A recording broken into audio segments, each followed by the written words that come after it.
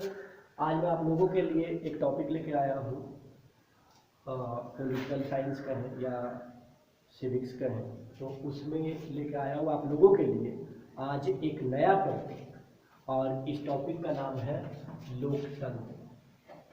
बहुत ही महत्वपूर्ण टॉपिक है दोस्तों, लोकतंत्र। तो लोकतंत्र की बात करें अगर दोस्तों हम, तो लोकतंत्र फिर से देखते हैं दोस्तों यहाँ पर कि लोकतंत्र की अगर बात करें दोस्तों हम, तो लोकतंत्र को अगर हम डिफाइन करें तो लोकतंत्र, लोक मतलब लोग और तंत्र मतलब शासन, लोक मतलब लोग और तंत्र मतलब शासन। अर्थात हम कहेंगे दोस्तों कि लोकतंत्र एक ऐसी व्यवस्था है जिसमें लोगों का शासन होता है। कैसी व्यवस्था है दोस्तों? लोकतंत्र एक ऐसी व्यवस्था है जिसमें लोगों का शासन होता है। या हम कहें कि लोकतंत्र का शाब्दिक अर्थ क्या होता है, तो वही लोक मतलब लोग और तंत्र मतलब शासन। अर्थात लोकतंत्र का शाब्दिक अर्थ होता है लोगों का शासन। लोकतंत्र का शाब्दिक अर्थ क्या होता है दोस्तों? लोगों का शासन। वैसे जानकारी के लिए बता दें कि लोकतंत्र की सबसे अच्छी परिभाषा अमेरिका के भूतपूर्व राष्ट्रपति या कहें 16वें राष्ट्रपति अब्राहम लिंकन के द्वारा दी गई दोस्तों। अब्राहम लिंकन के द्वारा दी गई है कि लोकतंत्र जनता का, जनता के लिए और जनता के द्वारा चलाया गया शासन है। लोकतंत्र जनता का, जनता के लिए और जनता के द्वारा चलाया गया शासन है। तो लोकतंत्र बहुत ही बढ़िया टॉपिक है दोस्तों आप लोगों के सामने। तो लोकतंत्र का अगर शाब्दिक अर्थ लिखते हैं तो हम लिखेंगे कि लोकतंत्र का शाब्दिक अर्थ है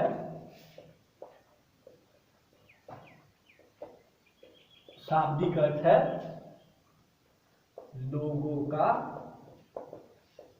शासन। बहुत ही महत्वपूर्ण है दोस्तों, बहुत ही महत्वपूर्ण है। लोकतंत्र का शाब्दिक अर्थ है लोगों का शासन, जहां की बता चुके हैं कि लोक मतलब लोग और तंत्र मतलब शासन। ठीक है दोस्तों, आगे बढ़ते हैं। तो लोकतंत्र की सबसे अच्छी परिभाषा दोस्तों, लोकतंत्र की सबसे आज तक का अगर कहें अभी तक का, तो सबसे बढ़िया परिभाषा, सबसे अच्छी परिभाषा, लोकतंत्र की सबसे अच्छी परिभाषा, सबसे अच्छी परिभाषा अमेरिका के भूतपूर्व राष्ट्रपति है ना दोस्तों, अमेरिका के भूतपूर्व राष्ट्रपति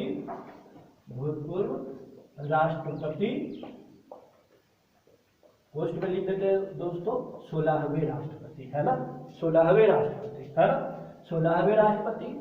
लोकतंत्र की सबसे अच्छी परिभाषा अमेरिका के भूतपूर्व राष्ट्रपति अब्राहम लिंकन के द्वारा दी गई है।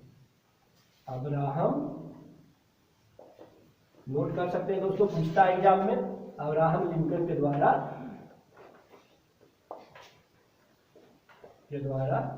दी गई है। वो परिभाषा इस प्रकार है दोस्तों कि लोकतंत्र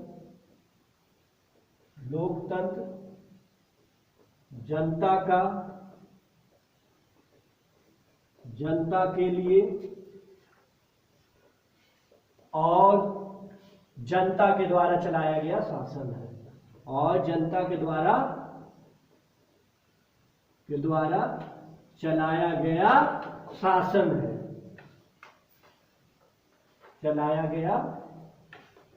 शासन है, तो बहुत ही महत्वपूर्ण टॉपिक है दोस्तों। लोकतंत्र जनता का, जनता के लिए और जनता के द्वारा चलाया गया शासन है, बहुत ही महत्वपूर्ण है। अमेरिका के भूतपूर्व राष्ट्रपति 16वें राष्ट्रपति अब्राहम लिंकन के द्वारा दी गई है। अब आगे बढ़ेंगे दोस्तों हम, बहुत ही महत्वपूर्ण टॉपिक है आपके लिए लोकतंत्र के बारे में। अब लोकतंत्र में आगे बढ़ेंगे हम लोग, तो उसमें देखेंगे कि लोकतंत्र के दो टाइप्स जो है कौन कौन है। दो टाइप को आप अगर देखेंगे तो दो टाइप में आप देखेंगे यहाँ पर कि आप प्रत्यक्ष लोकतंत्र के बारे में पढ़ेंगे और प्रत्यक्ष लोकतंत्र को अगर हम बांटें दोस्तों तो दो भागों में, अप्रत्यक्ष लोकतंत्र दोस्तों और प्रत्यक्ष लोकतंत्र। ठीक है दोस्तों, अप्रत्यक्ष और प्रत्यक्ष लोकतंत्र, अप्रत्यक्ष लोकतंत्र और प्रत्यक्ष लोकतंत्र देख समझिएगा दोस्तों, इसको बहुत ही महत्वपूर्ण है, समझिएगा तो बहुत सारे कॉन्सेप्ट इससे क्लियर होगा आप लोगों के लिए।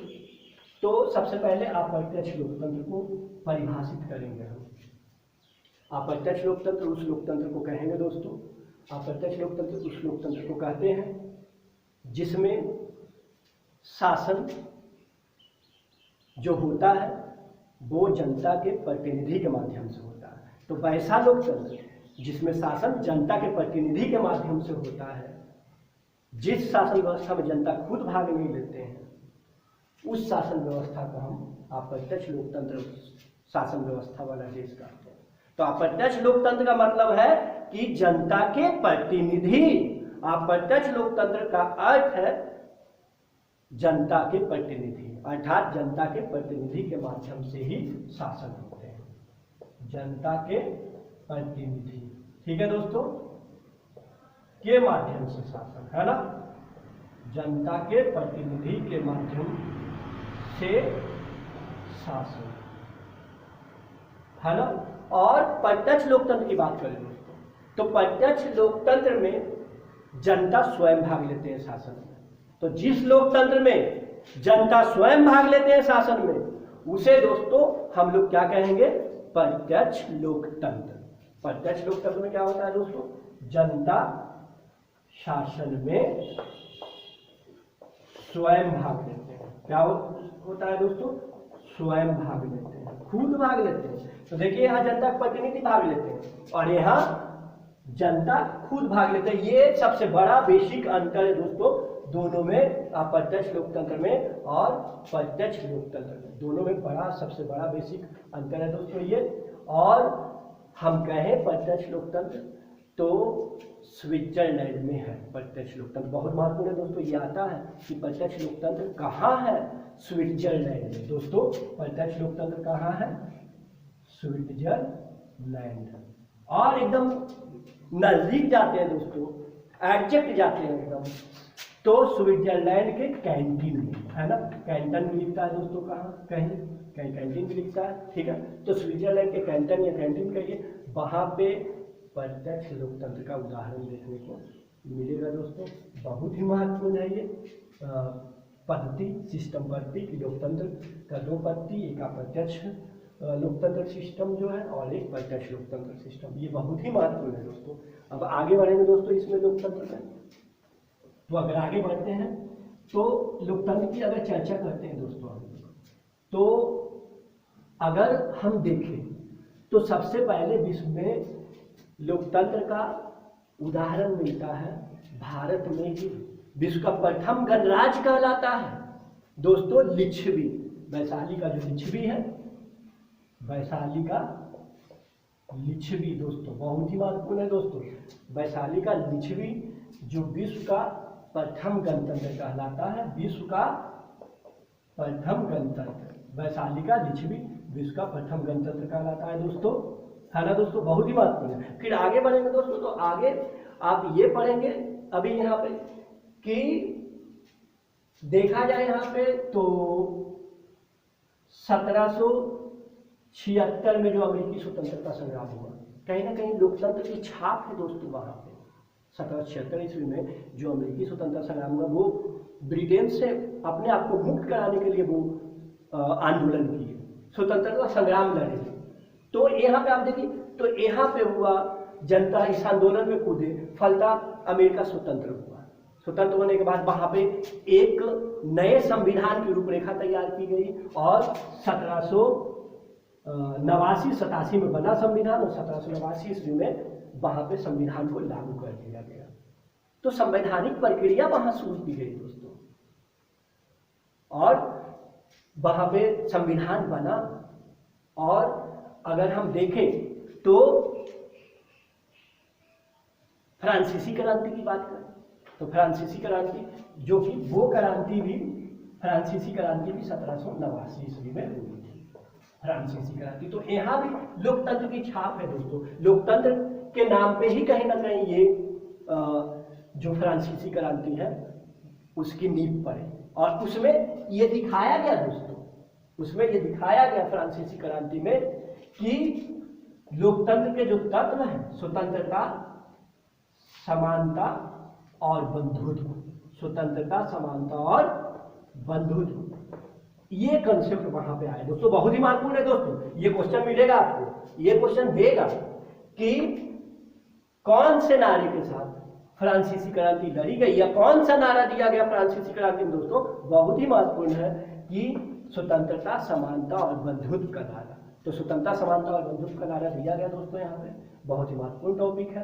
फिर आगे आप पढ़िएगा तो आगे भी आपको मिलेगा, जैसे आप देखिएगा तो नेपाल 1948 में वहाँ पे एक नया कंसेप्ट आया, बाद में रामवरण यादव वहाँ के राष्ट्रपति बने। तो ये सब काफ़ी महत्वपूर्ण है।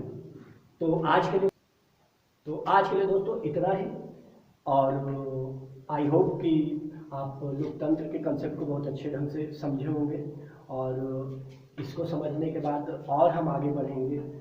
अगला टॉपिक आपको मिलेगा या इसका पार्ट 2 भी हो सकता है कि तैयार किया जाए, और बहुत अच्छे ढंग से आपको मिलेगा। ऑनलाइन फ्री क्लास है और इस क्लास में आप बने रहिए, इसको देखिए, शेयर कीजिए, लोगों को बताइए। चूँकि फ्री क्लास है तो जितना आनंद उठाना है, जितना लुत्फ उठाना है, मजा उठाना है, उतना मजा आप उठाइए। आपको पढ़ाई से बढ़िया दुनिया का कोई भी काम नहीं। कहा जाता है दोस्तों वर्क इज वर्शिप, तो वर्क इज वर्शिप की बात करें तो ये वर्क आपके लिए सबसे बड़ा है, पढ़ाई का वर्क। That's all.